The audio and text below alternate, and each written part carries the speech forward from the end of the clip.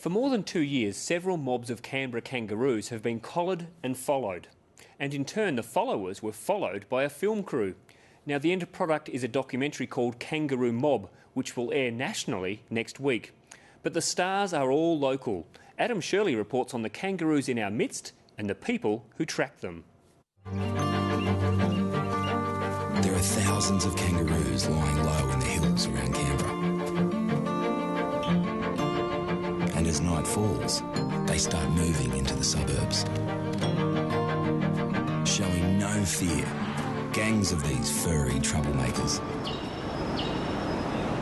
We're not too far from the urban sprawl of Canberra. How close are we here? Well, that's the War Memorial right there, and Campbell, and we can see all the national icons. We're probably 150, 200 metres from the suburbs, so we're right in the middle of Canberra. Is it usually the case that kangaroos will live this close or graze this close? Oh yeah, they're all over Canberra. These guys are looking wary because they're not used to the ABC being up here in the bush. If we suddenly started marching towards them, then it'd be a different story. They'd sort of all take off. And these small groups are typical of kangaroos. It gives enough members of the group that there's usually someone seeing that approaching predator while the others are relaxing or feeding or whatever, and that's part of their strategy for surviving. I'm Don Fletcher, I'm an ecologist. I work for the ACT government, and we do research on a wide range of conservation issues, threatened species, pest species, all sort of things, and eastern grey kangaroos are part of that. They're doing most of the plant consumption, and that gives them a very important role, positive and negative, in terms of conservation. So they're an important animal to know. They're also the most abundant local animal, the largest local animal, really interesting in many, many ways. When you found out this was going to be made into a feature, what was your initial reaction? Initially, I suppose I thought it might be a bit of an imposition. Later on, I think the time and effort from our perspective arguably is rewarded in terms of the public knowledge that will result, about research and about kangaroos and about Canberra. Hello, gorgeous. Do you enjoy having a crew by your side at times? How unique did it make it compared to the research you usually do?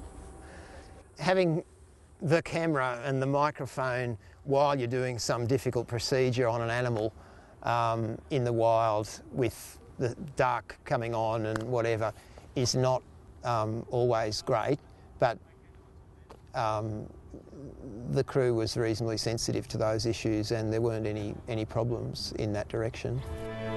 Now, government scientists are secretly spying on these urban invaders to determine whether Australia's most iconic animal can live side by side with the country's movers and shakers and survive. People hadn't looked at urban kangaroos, and one of the things, for example, was to see whether the home range statistics from other studies in Australia are applied here in Canberra with different density of food and so forth. The study had some simple aims and a few more complicated ones. The simple ones were to find out the home range of male and female eastern grey kangaroos, to find out patterns of their movement and whether there was any relationship between those and season and day length and motor vehicle traffic and so forth. And we were interested in going on from there to implications for kangaroo management and for management of motor vehicle collisions. I don't think you can get away with not forming some sort of affinity with the kangaroos that you work with in these projects. And some of them did get hit by cars. And yeah, of course, that's sad, but that's the reality of the situation here in Canberra. So many kangaroos do get hit by cars. It's up to maybe 2,000 each year in the city. We put 25 GPS collars on kangaroos in 17 reserves surrounded by suburbs. Those collars collect the positions of the kangaroo every hour, and we did that for 2 years, so we've got an abundance of data on kangaroo movements. The data aims to deliver the most accurate picture to date of just how many roos are here and how they interact with the community. My name's Claire Wimpenny. I'm a researcher with the ACT government, and most of the work that I do is on eastern grey kangaroos. The first step in the project was actually to get collars on kangaroos. So as you can imagine, catching a kangaroo isn't a simple process. So that means that you actually do have to dart the kangaroo to catch it and get the collar on it. So quite a few long hours of following kangaroos around the reserves, but we had some good success there. You want to be doing this in a safe way so that the kangaroo isn't harmed. So lots and lots of practice, lots of shooting at a foam target before you go anywhere near shooting at a real kangaroo. Meet Sonny. Is this the face of a downtown hood? And his mother, Madge. She's just trying to keep her boy off the streets and out of harm's way. Well, there's Madge. So she was a local favourite down in Hackett.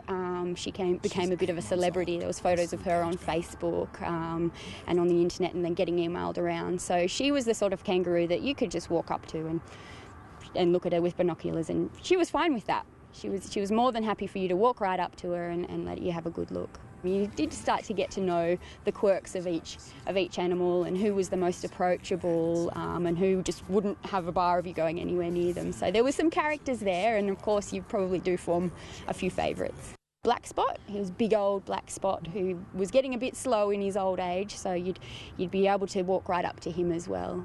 He was quite notorious in the suburb of Fadden as well. I had a few reports from people who had their own nicknames for him because he used to jump into their gardens and eat their flowers and squash all the plants. So he wasn't as that popular with everyone there. Black Spot is darted again so that a vet can examine him. There's a joint in here I'm just going through now. But the other thing I'll be checking at the base of the tail, there's a wear point, and the tip of tail's even, so he's been dragging that and working with that pretty well normally. We had collars on for up to 27 months, and the last collar was retrieved in September, so only a few months ago. So we've only just at the beginning now of attempting to analyse all the data. There weren't any kangaroos in Canberra 40 years ago, so it's only a new problem in some senses, but I'm quite sure that people can live with kangaroos, and our surveys show that 3/4 of the people really treasure kangaroos in the 40 nature reserves of Canberra Nature Park. At the same time, they're conscious of the impacts, motor vehicle collisions, conservation impacts, that sort of thing. And I think there's more to be done in the future about the design of reserves, the design of roads, and how we manage both those things that'll ameliorate those areas where there's a bit of friction. But I don't doubt that Canberrans will continue to appreciate, and visitors, appreciate kangaroos in the national capital. She can't be too far. Having a camera crew with you while you're trying to do research, how did you find that to work with?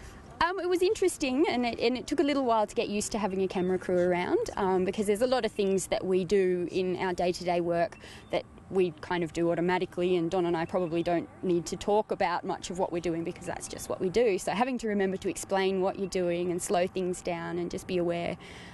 But yeah, it was a good experience. It's great that people in Canberra will be able to see this footage on TV. And that documentary will screen on ABC One on Tuesday at 8:30.